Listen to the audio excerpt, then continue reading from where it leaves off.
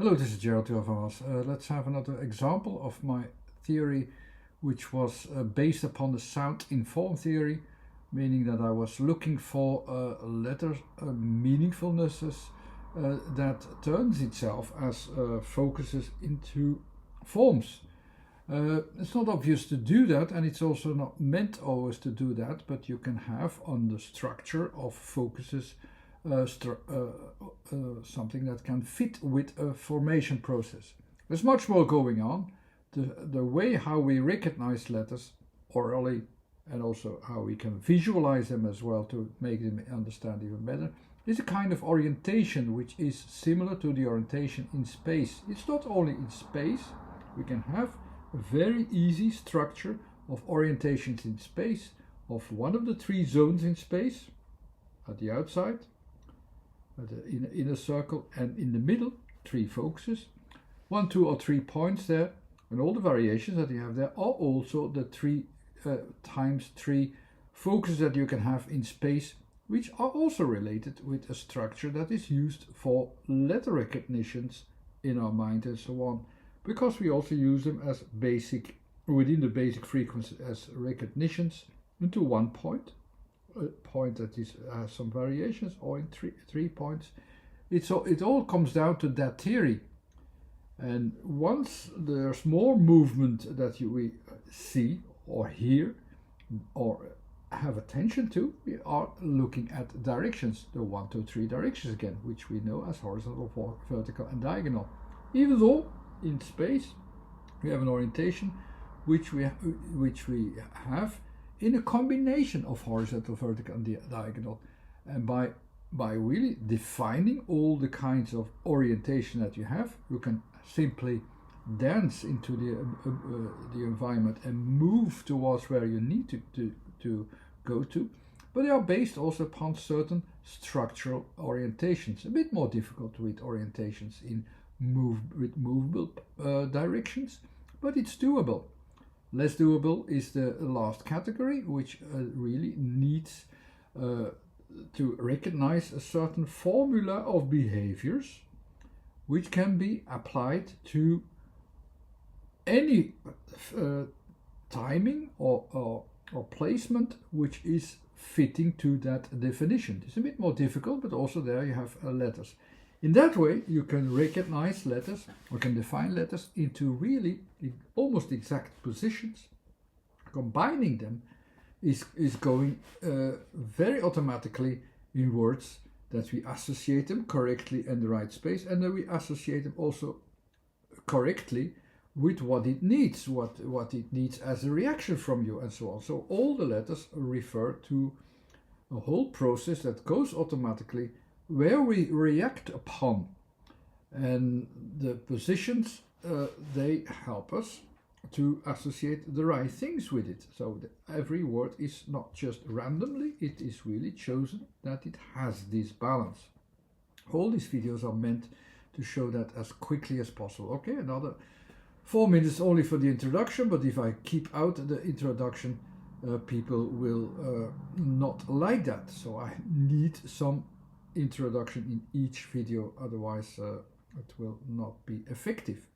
Okay, let's go to an example which is easy. Why is it easy?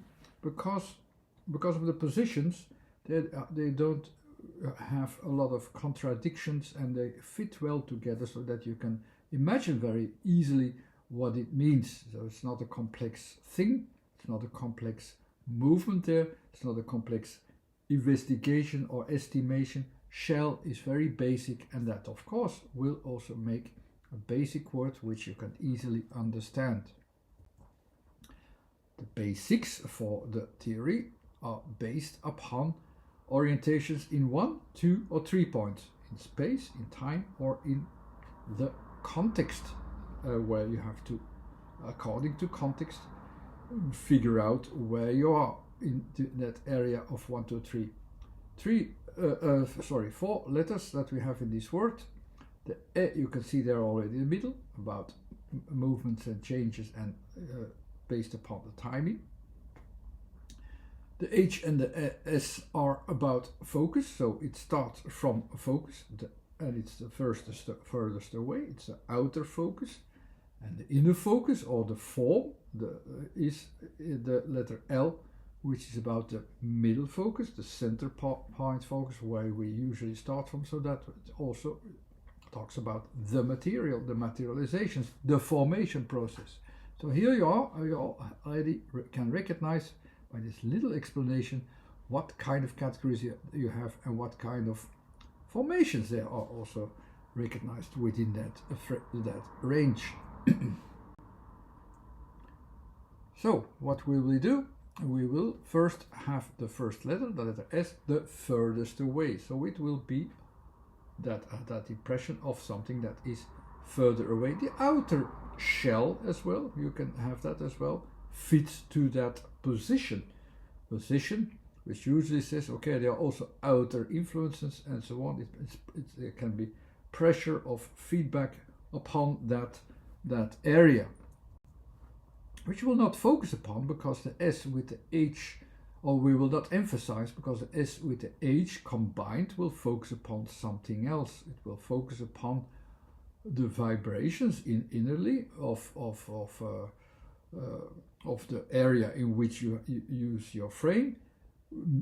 Always is associated in the kind of way that this is a progressive frame. So that means within that frame you have the progressions, the positive ongoing processes which fit in there and which are also allowed in there and which can thrive in there, just like the breath of H, it can thrive there.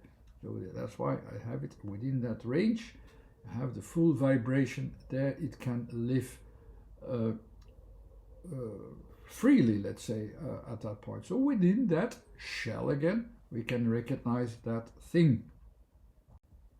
With E, it also says from a certain range in time. There's a timing process as well, so that it has a time process and it can conclude its time process. It can fulfill its time process with S, H, and E. I will reverse the arrows. The arrows are not the most important thing as directions in the last frame. But they are still there, so they have the horizontal vertical diagonal there as well, but it's actually more process of what I want and what I get feedback from. So in two directions, in a way it's within these two directions.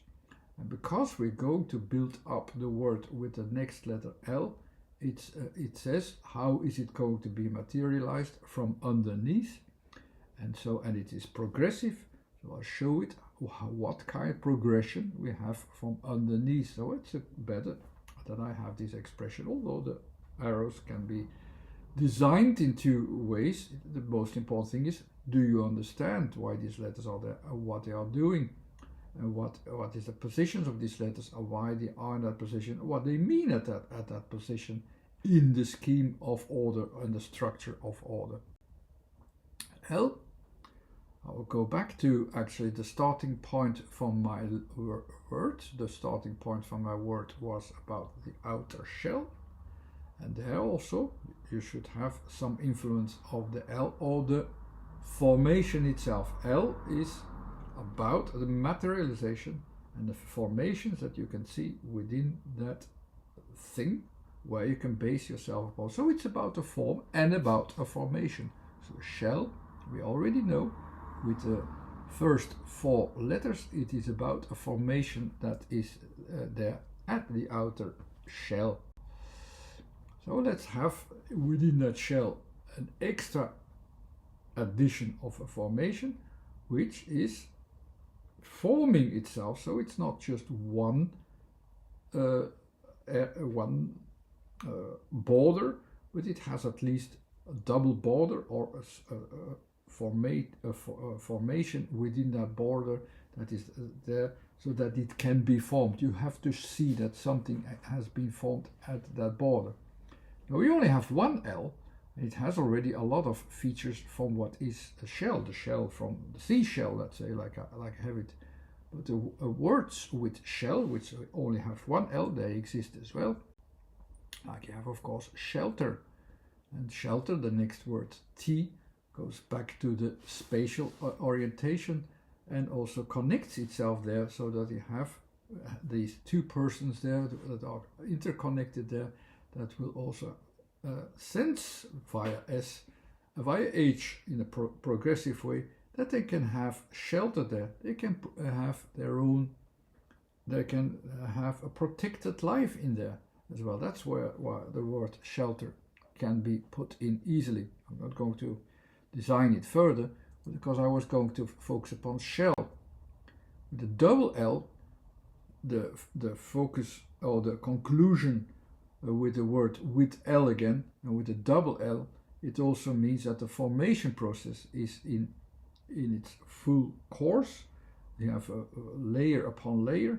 You have the two-dimensional frame already of L. Now it becomes a growing process within there of forms. And we know, of course, from shell that it also has these outer shells in different layers inside. It's one of the possibilities they have there with the double L. In another word, it could have double layers.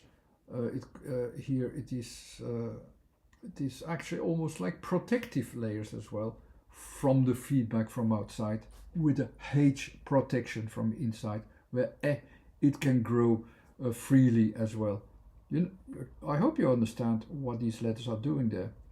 I was very quickly in making this video, but actually in a few words you can already understand the explanations what I'm doing, even if I could express it even better some other time. It's just an example of these letters, and they fit also with the theory how I expressed them.